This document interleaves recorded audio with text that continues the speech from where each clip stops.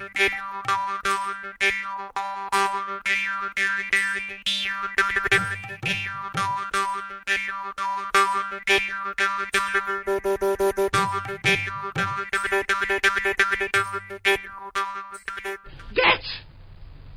the comfy chair! Welcome to this episode of The Good, the Bad and the Odd with your hosts Mark and Sam. Hi Sam. Hello. Right, so comfy chair episode. So this time we're going to be doing one each of a good, of a bad stroke odd movie or show or whatever we want to do, and then 5 good ones. We're doing a bit longer than usual because we just haven't done one for a while, right? So it's due, right? Okay, so let's jump straight into it. I'm going to go first if that's all right. This isn't bad, though I think a lot of people think it is bad, but I'm putting it as an odd, and it's the movie Dracula 3000. And now, I have talked about this quite extensively on another podcast, the United Nations of Horror, talking about weird horror sequels. Okay. Good and bad horror sequels, actually. Sorry, a Listomania episode, so we were listing stuff. And in fact, I'm going to be talking about Dracula movies generally on United Nations of Horror real soon, and that'll come up there. But however, I want to talk about this one. Yeah, this one's mad. It's one of those ones which is... you can typify as people in space have bad shit happen to them. Yeah, it's one of them. Yeah. And you know what it's like when any franchise gets to space. There's always what's going on. But actually, you know what? I kind of like those. I kind of like Leprechaun in Space. Jason X is my favourite Friday the 13th movie. And I'm trying to think of another one. There is definitely more. Oh, well, Hellraiser went to space too. It's a common thing that if a franchise goes to space, it's kind of on its last legs. However, this wasn't a franchise, but it is a Dracula movie, and they get to space. So there's a feisty, slightly dysfunctional salvage crew. They get called to the Carpathian system for a ship called the Demeter, which has come out of, I think, the planet Transylvania. It's got shades of Rocky Horror, this. The captain's called Van Helsing. You're getting the gist of this, right? Yeah. Hold on, let me think. Casper Van Dien's the captain, so he's one of those guys that everyone thought was going to be a bigger star than he ever was. He was in Starship Troopers, for example. Erika Eleniak's in it as the second mate, she was the blonde in Under Siege, and I think she was in Baywatch or something like that. She was in it. But, and various other actors and characters. Coolio's in it as this guy that was a great crew member. They called him 187 because that was his IQ before he started smoking weed. But he's like, all he does is smoke weed. But my favourite is Tiny Lister's in it. Tiny Lister is a very tall, big African-American actor, bald, who, let me think, he played the president in Fifth Element. He played the prisoner, I believe it was him, the prisoner who, in The Dark Knight, took the control that blew up the other boat and threw it out the window. That was him. That was Tiny Lister. Anyway, he gets a much bigger part in this movie. And it's a lot of fun. Essentially, they accidentally reanimate Dracula. That's the gist of it. Now, Dracula doesn't actually appear much in it. He more like controls things, but Coolio becomes turned as a vampire and he starts sort of messing with the crew. And there's some really stupid lines in it too. They're a bit vulgar, so I'm not going to repeat them, but they're kind of goofy as hell. And I kind of like this. The acting felt like they were invested. They were really putting their all into it. It's cheap as chips, and there was all sorts of shenanigans, but I kind of liked some of the lines. Tiny Lister in particular really delivered. It was like, oh man, I have to put up with this shit again. And there's one line in particular that makes me laugh, which is, people sucking other people's blood. That's white people shit. That is. Stuff like that. It was very funny. I enjoyed it a lot. So yeah, like everyone I know. Oh, also I should have mentioned Udo Kier, who's a famous German actor who appears in a lot of trashy movies and was in fact himself a Dracula in at least one film. In fact, thinking about it, have I talked about Iron Sky 2 at all? Yeah, I think you have. Okay, Iron Sky 2. He appears as Adolf Hitler. Okay. This actor. He's in it, but he's not really interacting with the rest of the crew. He's more like he was the captain of the ship that they went to salvage, which he died 50 years in the past. So Dracula and so on have been floating around in space for 50 years till these guys turned up to salvage it. And Dracula also seems to have a command of electronics because he basically somehow controls their ship to disengage and fly away, leaving them all on the salvage ship to try and figure stuff out. So he's trying to trap him. Yeah. Oh, and also I have to say, Dracula in this has got the largest collar on a cape you've ever seen. It's like a comedy collar. A bit like the Count from Sesame Street kind of level of silly. Yeah. It's massive. It's a pretty cool, like, Geiger poster. Oh, my God. Oh, yeah, the poster's great. I have to say, the poster is really good. Are you looking at a picture of the Count? Yeah, that looks like Doctor Strange. It's a goofy cape, right? Yeah. And I'm going to spoil the end, so skip 30 seconds if you don't want to know the end of this. To kill the vampire... It's a 15-year-old movie, come on. To kill Dracula, they fly into the sun. They don't expose him to the sun. They fly into the sun, killing everyone. And it's kind of a really... you don't see it coming. It's like, oh, we got to go into the sun. What are we going to do? And there's only like a couple of them left. And Erica Eleniak's one of them. And she says, you know what? Before I was a police droid... Oh, she's a robot, by the way. Before I was a police droid, I was a pleasure bot. And the other guy goes, you don't have to tell me twice. And then we see the ship explode and the film ends. It's like, what? What happened there? Because you think there's going to be another 5 minutes. And it just... it's great. Anyway, it's fun. Anyway, I've had enough on Dracula 3000. You'll go. Okay, so my odd one is an anime series called Recreators. So this is a show about a world where, for some reason, fictional characters in the setting suddenly start appearing in the quote-unquote real world. Okay. So the main characters are this kid called Sota. So, hold on, is this a bad or an odd? This is an odd. Okay. It's quite good. Yeah, it's weird. Yeah, it's weird. So, okay. Go. So it's mostly a mystery story for how much fighting there is in it, but the actual, like, bulk of the story is like a mystery. I see. So you end up with, like, sort of Sailor Moon-esque characters, sort of like upbeat, sort of girly girl, sort of like the power of friendship will win us sort of thing, mixed with, like, these gritty horror detectives. And there's even a girl who could summon, like, Cthulhu monsters. Like, she summons the Hounds of Tindalos at one point, which is pretty cool. Yeah. Now, the story is basically trying to figure out how all of this is how and why all of this is happening. Right. And I'm not going to spoil it at all, because it was only like a couple of years ago it came out, and it was really good. Okay. So yeah, go watch it. I don't want to explain more because it's really fun, but it's quite goofy.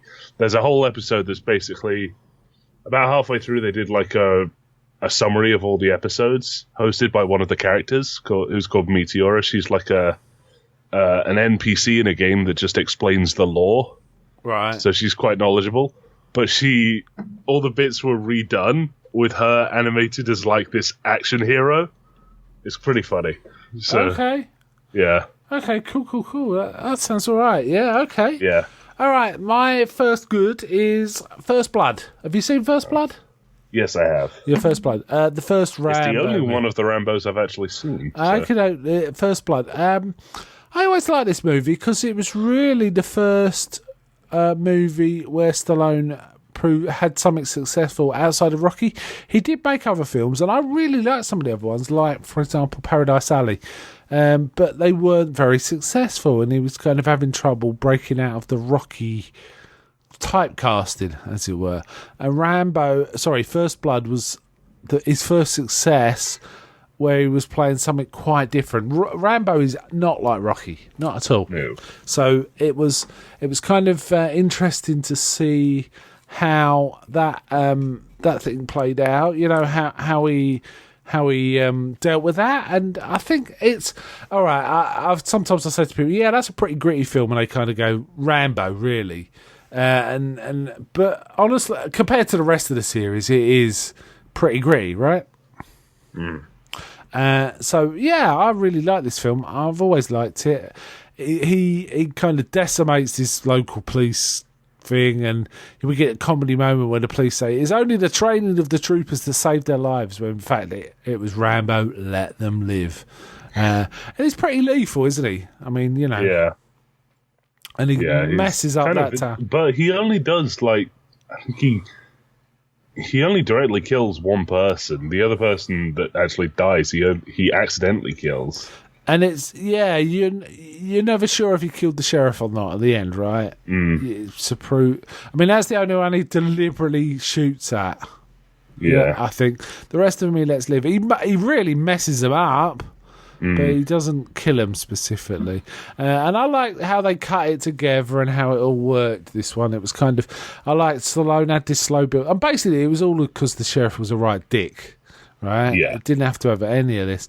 And it was only... And I like the fact he also dealt with PTSD as his motivator. You know, it was the Vietnam flashbacks that instigated the violence, wasn't it? Yeah. And one of them was even sympathetic. Said, "Come on, let this guy go. You know, give him a break. Can't you see he's not well?" And like these arseholes were like, yeah, "I'll bust your head if you don't cooperate." It was all that kind of stuff. I really like this one. I enjoy it quite a lot. They take quite a departure after this one, but I really liked it.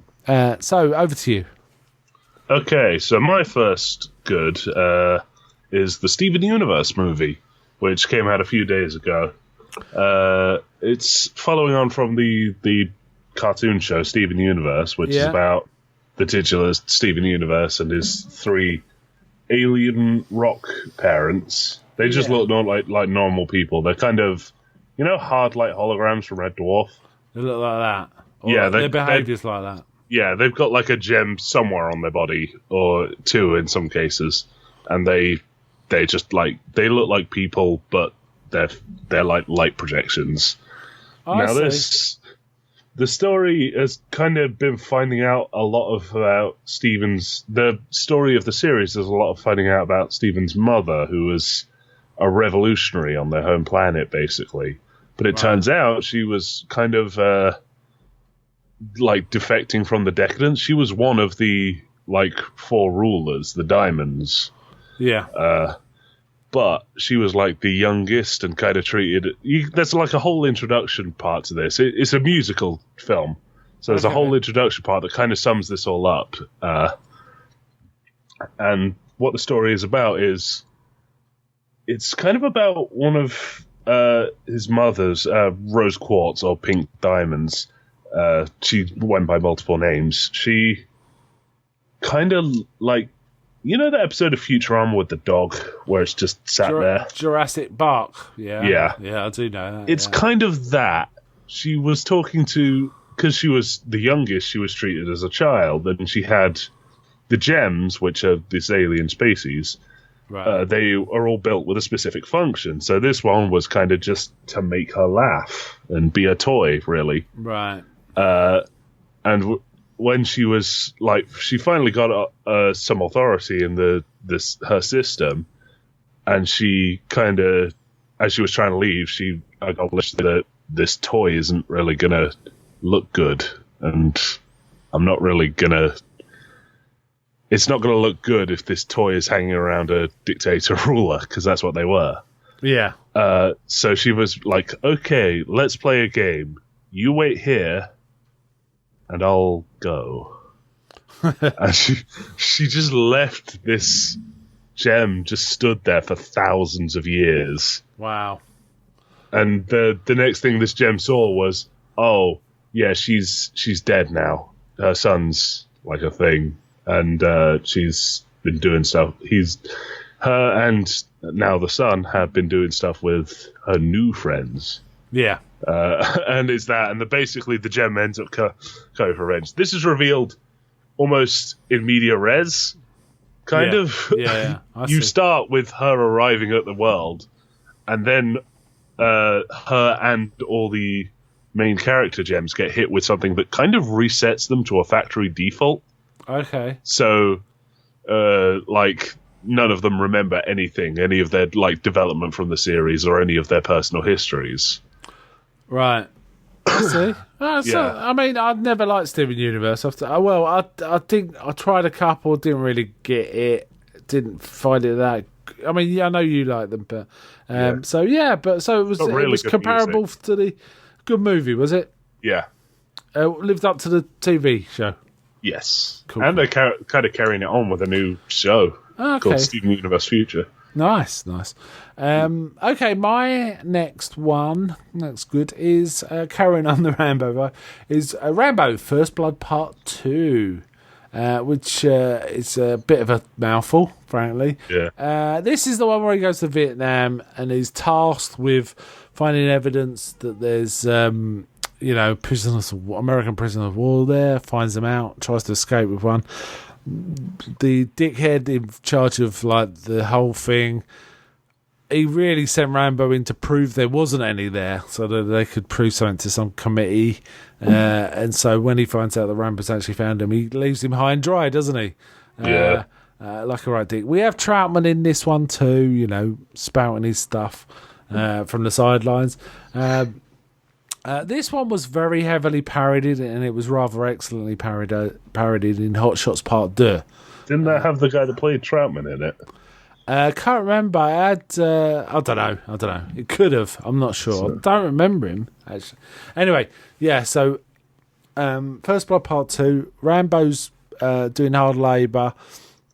He gets this chance to go rescue, and he decides to take it up. Doesn't really speak much in this.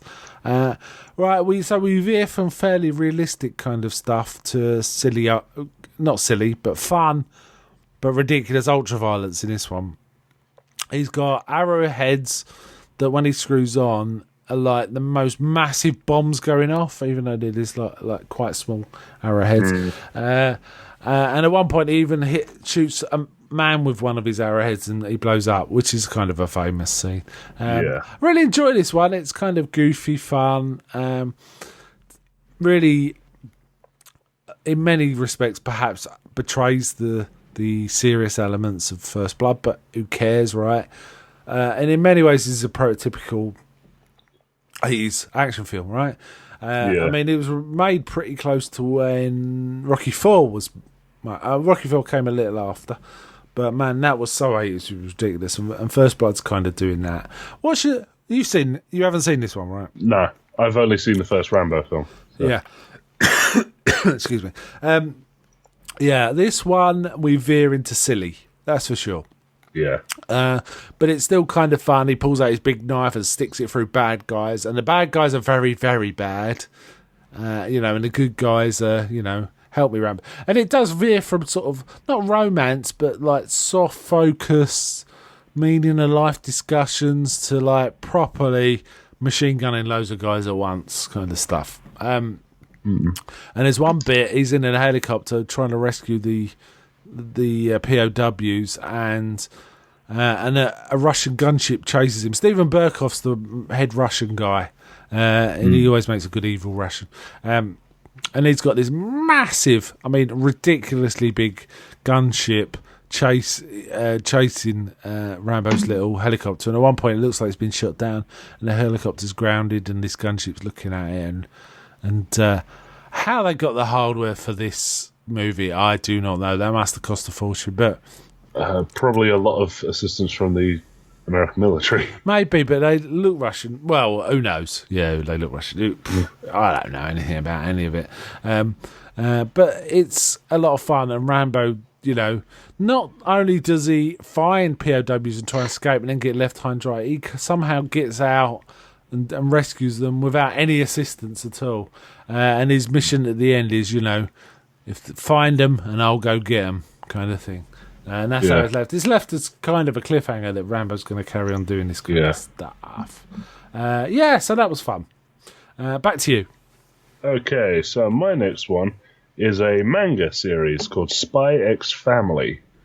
It follows the adventures of I can't remember his full name, but his first name's Lloyd. He's a spy by the name of nickname of I think it's Midnight. Okay. But yeah, he's been assigned to infiltrate this one city and take out the basically like the I can't remember if he's prime minister or mayor, but to do that he has to get close to the guy who's famously like paranoid and stays out of the public eye. Yeah. So his plan is set up a family. He adopts a kid. He finds like a wife, and then he enrolls the kid in the same school as this his target's kid, and like is trying to push them to become friends. And it's kind of like a goofy sitcom from that point on, because it slowly escalates to the point of you find out the kid is a psychic experiment from one country, and the wife is actually I can't remember if she's an assassin or a serial killer, but she's just like this crazy skilled fighter, but she's also trying to pretend to be like this blushing bride sort of thing. Yeah, cool. So it's like the three of them sort of like all sort of spiraling, trying to do the happy families while also completing their own missions without anyone else knowing. So, and it gets like even more intricate. Like it turns out the wife's brother is like part of the secret police, and like what person that the husband knows is like the world's greatest fence or stuff like that. It's really fun, it's quite wholesome, and I think it's getting a full-on English release actually. I've been reading it off sketchy sites at the moment. So Cool. So hold on, when you say in English, I'm confused. This is a comic book, right? Yeah, this is a Japanese manga. But it's it's Spy X Family. But it's English, right? I mean, it's been translated by fans, but now it's getting a proper release. Oh, So. I see. I'm with you now. Okay, cool. Yeah. All right, so it's a comic book series kind of thing. Manga. Yeah. Okay. Right. My next one, continuing the thing, Rainbow 3. I've probably got less and less to say about each of these, except... sorry. I'll nearly spoil what I was going to do later, but I think I'll give it that one. Okay, so this is Rambo in Afghanistan helping the Taliban beat Russians. Or whoever. Yeah, it's that. But this time Troutman's involved, and there's a point where they face off pretty much the entire Russian army, and they're like, give up now, and we'll let. And like Rambo and Troutman are caught in a little crack in the ground, and they decide they're going to fight the army. Yeah, okay. So that happens. Yeah, it's kind of fun to see in the credits. There's a bit where he thanks the Mujahideen. Yeah, that's not the kind of Taliban. The Mujahideen. Yeah, the brave fighters of the Mujahideen. Yeah, I think which I think. But that's become kind of a meme at the moment. Like it shows like the end credits or some distinct scene, and they just put like, "We send this message to the brave fighters of the Mujahideen." Yeah, the same thing happened in Living Daylights, right? With James Bond. That kind of thing. They both dealt with Afghanistan. Yeah, this is fun. It's not quite as good as Rambo 2, I wouldn't say. To me, First Blood is better than Rambo 2, which is better than Rambo 3. However, it's still a good film. It's a proper, goofy, mindless, check your brain out action film. It was probably more difficult to watch, around after all the Two Towers stuff. Sorry, Twin Towers, not Two Towers. But I think we've got far enough away from those that. hobbits went there and blew up. You can revisit this one and not feel too much about the real world sort of stuff around. Yeah, it's fun. He's even more buff than this one. His guns are bigger. The Russians are more evil. There's lots of explosions. I don't know where they filmed this, but it looked like Afghanistan. But who knows? It can't have been Afghanistan for saying that. They found someone that looked like it. Yeah, he does a bit of self-surgery with gunpowder. Of course he does. And fire, setting the light to the gunpowder to cure a major wound almost instantly, so he can get back into the battle. That's kind of interesting. So yeah, Rambo 3, pretty solid. Right, back to you. Okay, my next one is Futurama. I've been rewatching all of that so far. I'm actually in the last series. Yeah, I've watched some with you, haven't I? Not many, but some. Yeah, okay. Tell us about Futurama. It's so funny, and it's still really good. The later seasons after they kind of came back on Comedy Central, they're a bit ropier. Like, they're a bit more hit and miss, because there's a lot of weird, like, a lot of more pop culture references, but it was super, like, topical pop culture references. Yeah, like, they were too Leela topical. says, I have no regrets except watching Tron Legacy. Yeah, whoa. What? The thing is, you can be too topical, and that really dates things. But you can have specific era vibe, and that works fine. I'm thinking like it kind of makes sense for Fry to talk about Star Trek, because like it's a long-lasting franchise, and like it ends up being somewhat important, and all the voice actors all the actors are kind of there. But and Leonard Nimoy was one of the first people he met in the show. Yeah. So yeah, it makes some more sense of that. But Leela kind of out of the blue talking about Tron Legacy. Yeah, that's weird. It works when they talk about proper classic TV and movie references. Yeah. So we watched one not long ago, didn't we? And had a reference to Batman, the 60s Batman, and that still works. That works just fine because everyone knows that. Adam West's head sewn onto a bat body. Yeah. and Burt Ward is a robot, and they like accosted Fry and Bender as they climbed up a wall in the traditional Batman style. I mean, it was almost famous that Batman climb out a wall, they'd have a cameo. Someone from some movie, or some American person who was kind of famous would stick their head out the window. That's kind of what happened with Batman. So yeah, it was kind of but Futurama is a great show. You forget how many like super emotional moments you have. Like the Jurassic Park I talked about earlier. Yeah, there's one we watched it like today, where there's a bit where Fry gets to like hang out with his mother again, and it gets quite emotional. Yeah, it does. I agree. I'm 100% with you. Futurama, I think, is a solid show. This film has like the ability to just sort of punch through any emotional defenses I have. Like I did cry when I watched Jurassic Park again. Oh yeah, that's such a good episode. Yeah, it is. It is a great episode. Futurama never got weak, in my opinion. Never. It always stays solid. And I haven't seen quite a lot of the later series. I've seen everything up to when they did those long movie type ones and then cut them up. The one with Bender's Game, stuff like that. Bender's Big Score, Beast with a Billion Backs, Bender's Game, and Into the Wild Green Yonder. Yeah, I've watched every episode, including those. Yeah. And then after that, I've watched some. Oh my god, the opening of Bender's Big Score is so good, with them just smack talking Fox for like 20 minutes. Yeah, it's like, it's man, excellent. Those idiots at the Box Network were just like, they're just so awful to take us off the air, in our spaceship. Yeah. And they're like, what do we do about our millions of fans? And smash cut to Leela stood in a room full of fans. Yeah, electric fans, yeah. There's some great stuff. There's a few shows that never really. Some of them get tiresome, right? I find. Simpsons. Or I was thinking Family Guy. Though, when you watch an individual episode, there's no real things you can fault with it, but there's certain things they do over and over, and it gets tiresome. But Futurama never, ever gets tiresome, I found. Yeah. There was one kind of weird bit in the Star Trek episode I mentioned earlier, where they had, because I assume DeForest Kelley had died by the point that was being made.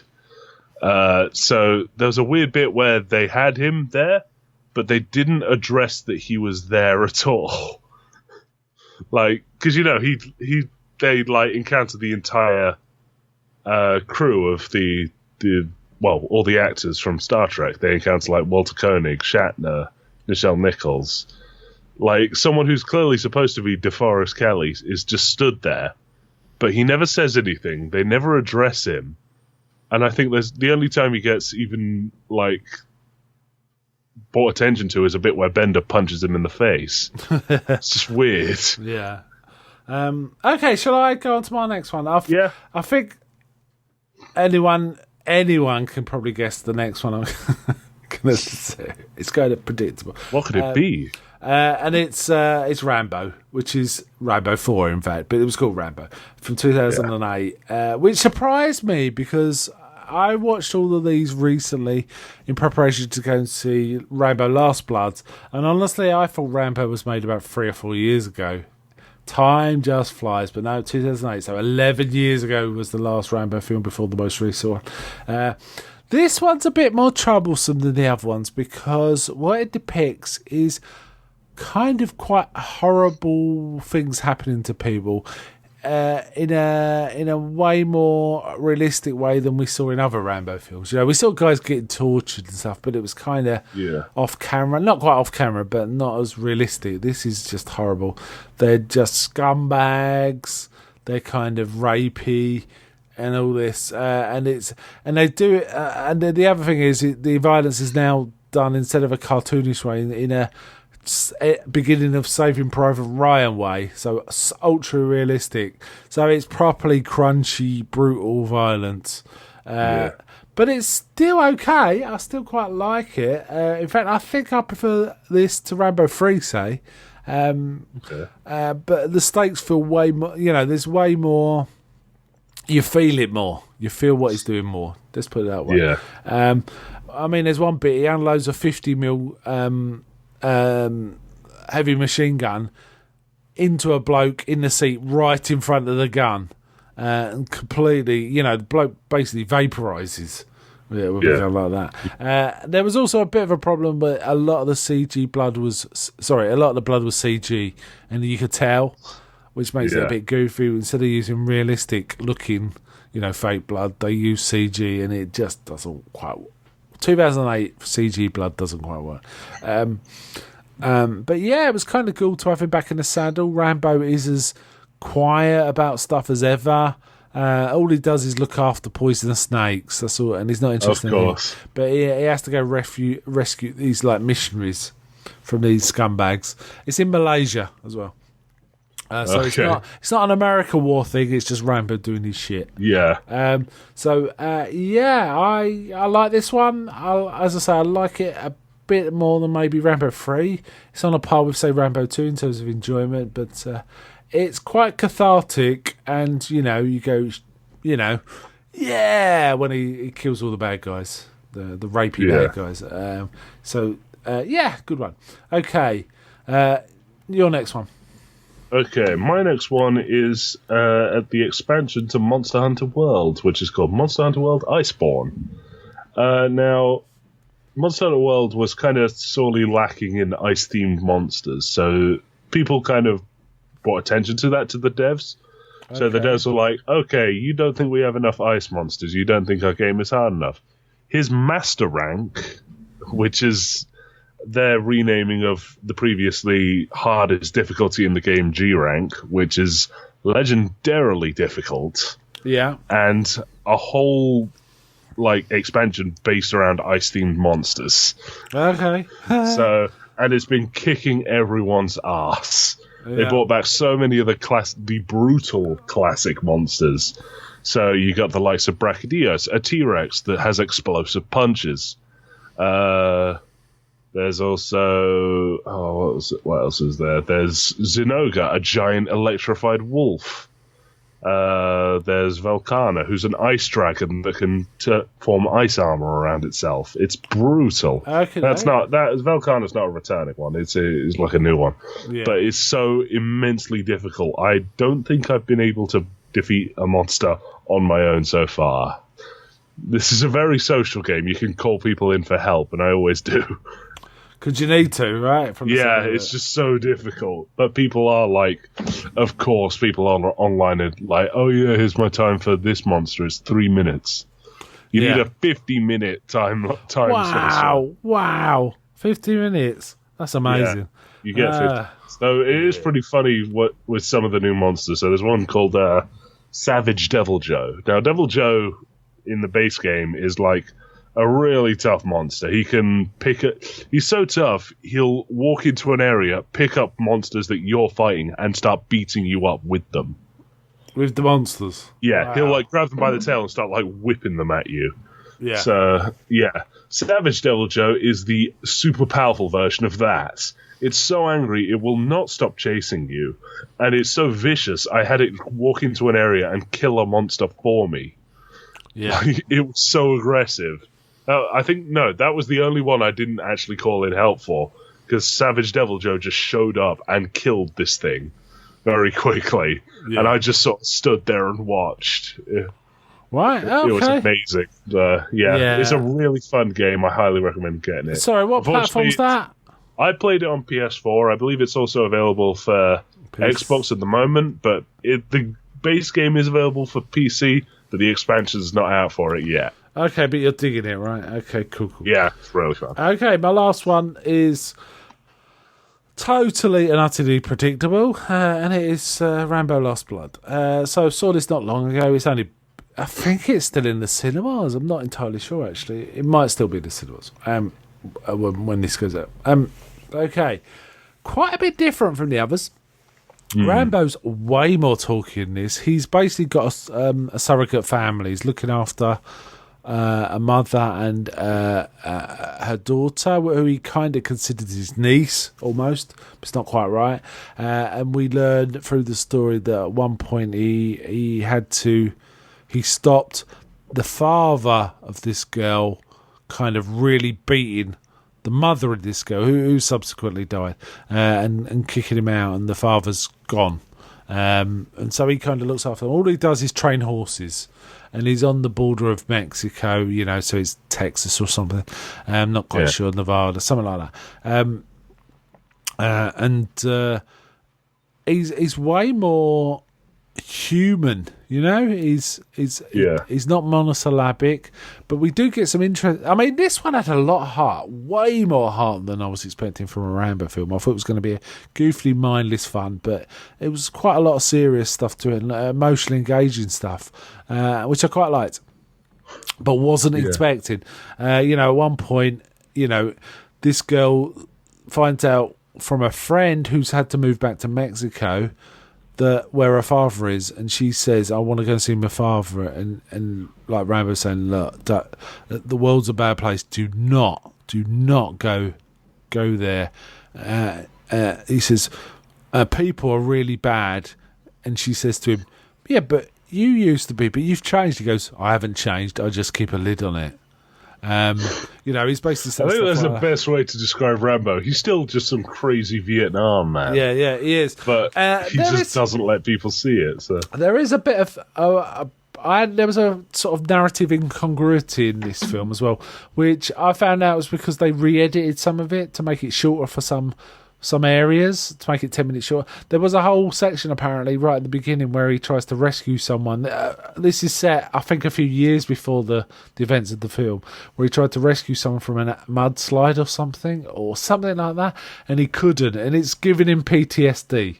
But yeah, he needed more of that. Yeah, the thing is, that bit was cut, and then there was all these references to him taking pills, and you think, well, is that for his heart, or is that for some other damage, or painkillers? What is it for? And then eventually he just throws the pills away when things get to it, and it doesn't make sense because we don't know it's about this specific PTSD from not rescuing these people, because they've recut it to take any reference to those out. So it was kind of a bit incongruous. You didn't quite know why he was taking pills. Yeah. But he did have lots of PTSD flashbacks. Interestingly, that PTSD isn't really part of Rambo after First Blood. It doesn't seem to affect him. But it is central in this film. Well, to be fair, in the other three films, he's kind of able to he has an outlet for his PTSD. So and essentially he has to go and find this girl, and I don't want to get too spoilery, but essentially it sounds like Taken. It is very much like Taken, but a dark version of Taken. No happy endings here, mate. I'll say no more than that about that kind of thing. However, what was I going to say? He essentially has this girl's friend has sailed her up. Those phones her up and tells her where her father is, and she's right. She knows where her father is, but she's effectively selling her friend to sex traffickers. So, and then Rambo has to go try and rescue her. This thing, I don't want to say too much, other than in many respects it shared a lot of the same qualities as Logan. You know, an aging thing, dealing with a past. It had what I felt like were references to classic Western motifs, the way Logan did. So there was that too. And there was one section of it was essentially, imagine Home Alone taken to Saw levels of violence. Imagine that. That was what was happening in this film. So I like this one. It was a really good coda, but it doesn't have to be the last Rambo film. It doesn't end quite that way. Does that make sense? So it even had quite sad moments. In fact, in many ways, Rambo felt like he had some Rocky qualities. There felt a bit of an infusion of Rocky into the Rambo character, in that he was much more human than he usually is, but it was really, he'd basically kept a lid on the really dark side of his character for a long time, and it allowed him to become human. But what happened to him in this film makes him go back to what he was, in essence. So there's all that. So really solid entry. Still not my favourite Rambo. I still think First Blood pips it for me, but I like this one, and I think I'll be buying it. So sorry, I went on way too long there. That's my last one anyway. What's your last one? My last one, well, I guess ones are the Spyro Reignited trilogy and the Crash Bandicoot Insane trilogy. Now, these two games came out for Switch, and my god, it's a nostalgia trip going through both of them. It's so much fun. It's amazing how well it holds up. Oh, they were great. They used to be great games on the PS1. I don't know if they were on anything else, but PS1. It was so what's PS1 that? original. Crash Bandicoot Insane, did you say? Yeah, Insane trilogy. Just Insane. Insane, okay. Yeah. Both great games in their day. Yeah, well, it's the trilogies of games. So Spyro has Spyro 1, Spyro 2, Ripto's Revenge, and Spyro Year of the Dragon. And Crash Bandicoot has 1, Cortex's Revenge, and Warped. So yeah. I'd noticed a weird thing that we had where we got the first game and the third game, but it's kind of just skipped the middle one. Did we do that in both cases? Yeah. How weird. Because that was the PS1, as I say. So are they remastered in any way? Or They're are they just the completely remastered. So they look from nice the and ground sharp. up. They look all nice and pretty. That's kind of been a problem for Spyro because there's a bit of lag on the Switch. But only in the first game. I haven't experienced it in Year of the Dragon much. Okay. Year of the Dragon was the one I played the most, I think, of those. Though I did play the Crash... What's the Crash Bandicoot one where he's riding a pig up the waterfall? He does that every so often. Oh, okay, all right. But it's probably the first one you're thinking of. Yeah, could well be. I love Hog Wild theme. So, very nice. It's really fun. They've actually gone through and for all the dragons, they redesigned them all and gave them all individual looks. They really went to town then. Yeah, they. I think it's called a company called Toys for Bob. They're really good. I think they worked on the Skylanders series, which was kind of what Spyro's been sort of hanging around in for God knows how many years. I see. Nice. Sounds good. Yeah. Okay, all right then. I think that's our comfy chair. So this was 6 months since our last one. We need to do these a little more regularly, I think. I had lots of other movies I could have talked about, but we'll try and do the comfy chairs a little more often, I think. That would be best. All right then. So, okay, that winds this up. So, bye from me. Bye.